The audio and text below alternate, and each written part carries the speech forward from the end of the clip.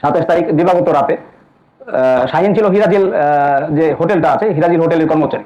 সেখান থেকে তিনি যখন ফিরছিলেন তখন এই যে ওবায়দুল্লাহ তাকে বেনসন সিগারেট নিয়ে আসার জন্য বলে, কিন্তু ওবায়দুল্লাহ তাকে বলে, শাহিন তাকে বলে যে তার কাছে পর্যাপ্ত টাকা নেই, তো আনতে পারবে না।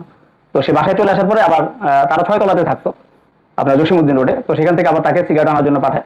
সিগারেট নিয়ে আসার পরে আবার তাকে এই নান রুটি এবং কাবাব আনার জন্য পাঠায়। তো এই যে কাবাব এবং নান রুটি নিয়ে আসলেও কিন্তু ওই দেখা যাচ্ছে যে ওবায়দুল্লাহকেই খেয়েছে, কিন্তু তাকে শেয়ার করে নাই। এরপর যেটা হয়েছে যে আপনার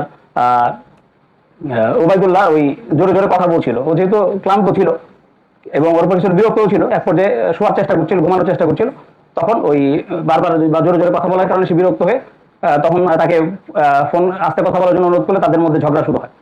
ঝগড়া বিবাদের এক পর্যায়ে এই যে ওবায়দুল্লাহ যিনি নিহত হয়েছেন, তিনি এই শাহিনকে বিভিন্ন অকথ্য ভাষায় গালিগালাজ করে, তার মা বাবাকে উদ্দেশ্য করে গালিগালাজ করে। এবং এখানে আরেকটা বিষয় আছে, সেটা হচ্ছে শাহিন যে বাসাতে থাকতেন, এই বাসাটার ভাড়াটিয়া হচ্ছে মূলত হচ্ছে মারুফ, শাহিনের বন্ধু, এবং ওবায়দুল্লাহ দুইজন। মারুফের অবর্তমানে এই আমাদের যে আমরা যাকে পেয়েছি হত্যাকারী হিসেবে, সেই শাহিন এখানে অবস্থান করতেন। এবং গত 3 মাস যাবত তারা এই বাসায় ছিলেন। এবং এই তর্ক বিতর্কের এক পর্যায়ে তাদের দুজনের মধ্যে তীব্র বাদানুবাদ হয়। এবং এক পর্যায়ে এই আমাদের যে ডিসিস্ট, তিনি ওই তার যে কাপড় চোপড় যেগুলো আছে ধোয়ার জন্য, গোসলখানায় কাপড় ধোয়ার জন্য গেলে কাপড় ধোয়া শুরু করলে ওই রাগে ক্ষোভে এই যে হত্যাকারী শাহিন সে আসে এবং উপর্যু করে তাকে ওই ঘাড়ে এবং গলায় চাপাতি দিয়ে কোপায়। এবং পরবর্তীতে নিজে বাঁচার জন্য এটাকে বিভিন্ন অংশে খণ্ড করে একটি অংশ আপনারা জানেন যে নয়াপল্টনের এখানে আনন্দ কমিউনিটি সেন্টারের বিপরীতে 2টি হাত ও ফেলেছিল আপনাদের বাইতুল মোকরমের একটি গেটের পাশে, একটি পা ফেলেছিল আপনার কমলাপুর রেল স্টেশন সংলগ্ন একটা এলাকাতে।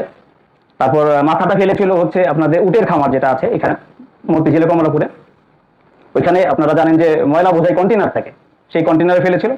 এবং তার তথ্যের ভিত্তিতে আমরা কন্টেনারে খোঁজ করে না পেয়ে পরবর্তীতে যখন জানতে পারি কন্টেনারটা পরিবহন করে নেওয়া হচ্ছিল যাত্রাবাড়ি মাপোয়েলে, এবং সেখানে আমরা পরবর্তীতে খোঁজাখুঁজি করে সেখান থেকে আমরা খণ্ডিত মাথাটি উদ্ধার করি। এবং পরবর্তীতে আরো জিজ্ঞাসাবাদে যখন জানতে পারি যে বাকি অংশগুলো কোথায় আছে, তখন সে জানায় যে এই বাকি অংশগুলো আপনার আমিন বাজার কালীপুর ব্রিজ থেকে সে ফেলেছে। এবং পরবর্তীতে সেখান থেকে আমরা অভিযান অব্যাহত রেখেছি। একটি অংশ আমরা ইতিমধ্যে পেয়েছি, আরেকটা অংশের সন্ধানে অভিযান অব্যাহত আছে।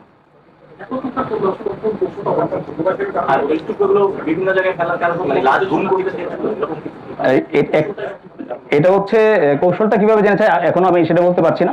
তবে এখানে বিষয় ছিল যে মানুষ যখন বাঁচার চেষ্টা করে তখন সে বিভিন্ন প্রক্রিয়া অবলম্বন করে। আপনারা দেখেছেন যে এই যে লাশগুলা যে পরিবহন করা হয়েছে, প্রত্যেক ক্ষেত্রেই লাশগুলা ছিল হচ্ছে পলিথিনে, কালো পলিথিন, এবং এগুলো সে সরবরাহ করেছে, সংগ্রহ করেছে সে যে হোটেলে চাকরি করতো হিরাজিল থেকে, সে মাঝে মাঝে এগুলো সংগ্রহ করে রেখেছে বাসায় তার বিভিন্ন প্রয়োজনের জন্য, এবং এগুলা দিয়ে সে লাশগুলো বিভিন্ন যে পরিবহন করেছে।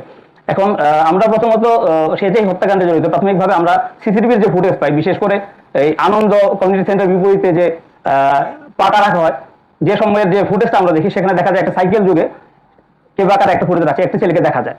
পরবর্তীতে যখন আমরা তথ্য নিয়ে জানতে পারি যে তার বাড়িতে এই ছেলেটা আছে এবং সকাল থেকে এসে কিছুটা নিখোঁজ আছে, আমরা যখন অভিযান পরিচালনা করি তখন সেখানে আমরা সাইকেলটা পাই, এবং খোঁজাখুঁজির এক পর্যায়ে আমরা সেখানে চাপাতিটাও পাই।